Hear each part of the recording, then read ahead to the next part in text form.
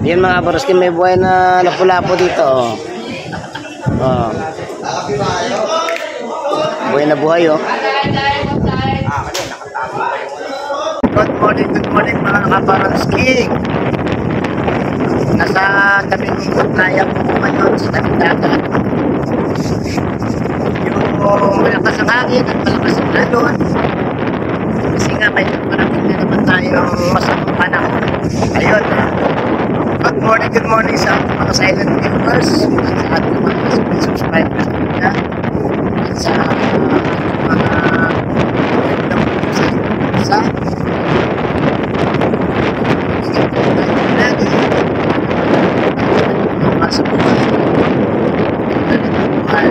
safe po tayo sa bawat isa.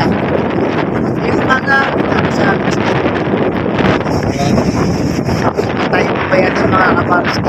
Hanapin natin po pero sa dalawang araw mga kabaroski kasi nga mga kumao update tayo mga kabaroski, update tayo. Ayun mga kabaroski, ito nasaksihan natin ang alimasag na ito na medyo buhay pa.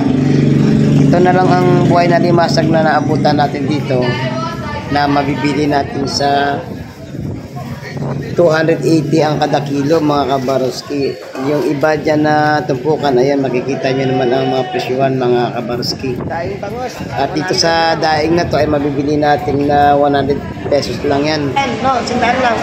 Yan, ready to cook na yan mga idol mga kabaroski. 1, 2, 3, 4, 5, 6, 7, 8, 9, 10, 11 piraso na bangus dinaing. Yun, kasi masama panahon walang masyadong isda kaya yan ang patok na isda ngayon. Ito 100 pesos lang ang tipong urong.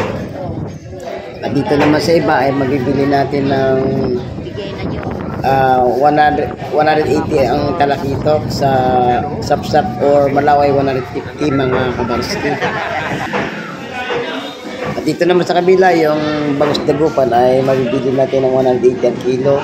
Sa galunggong naman ay 280 ang kada kilo ng GG natin mga kabaroski. Idol Dams! Dito naman tayo sa kabila, may mga maliliit na bangus dito. Yun, makukuha natin sa 100 kilo lang ang bangus na yan. Yun yung ginagawang pandaing mga kabaroski. At dito naman sa kabila, matatanaw natin ang isdang lumahan mga kabaroski. Ayun, medyo malayo nga lang at 280 ang kilo ng lumahan na yan. Pag maliit, kabayas ang tawag dyan mga kabaroski sa isdang lumahan. Dumako naman tayo dito sa tambakol o black yellowfin mga kabaroski. Ayun. Pagkita nyo ng 180 ang presyuhan mga kabaroski ng isdang tambakol. Ayun mga kabaroski, katulad na sinabi ko, yung mga isda dito ay hindi masyadong fresh kasi may bagyo tayo. Ayun. Nilipat ng pwesto kasi para makita ng ating mga mamimili dyan. Binibenta lang yan ang tumpukan mga kabaroski ng 100 piso. Yan. 100 pesos. At dito naman sa 100 din sa Caballetas. Ito yung kabayas na to ay mabibili natin ng 130 ang kada tumpok niyan. At ito sa kaliwa yung hipon na yan ay mabibili natin ng 150 ang kada tumpok mga kabaroski. Ito yung yung may naspatan ako na pusit bagulan yun.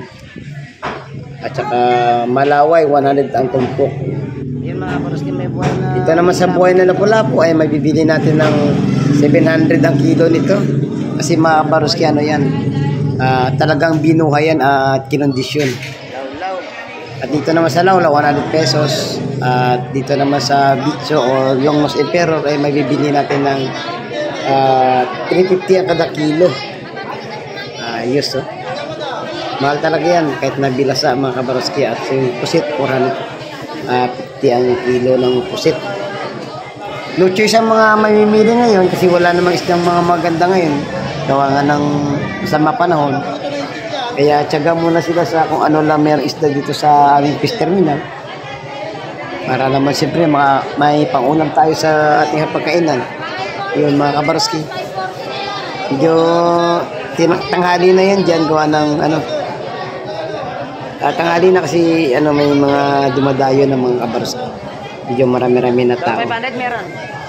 Dalang 500. Ayun, dumako tayo dito sa kabila mga kabarski. Yung katulad na sinabi ko, yung dinaing na bangus na yan ay 100 lang ang tumpukan yan mga kabarski. Parang mura lang.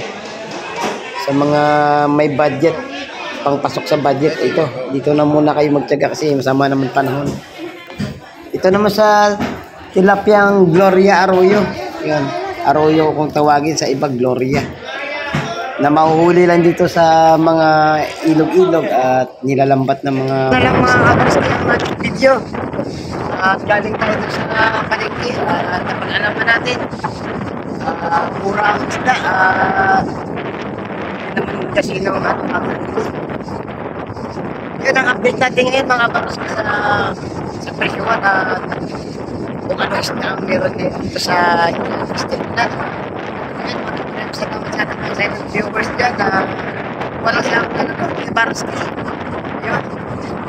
Sana huwag magsawa na nagpatatin ng ating mga kalabas at sa mga isda sa ibang lugar. Ayun, God bless na marami sa inyo. Mag-ingat po kayo palagi. Bye-bye.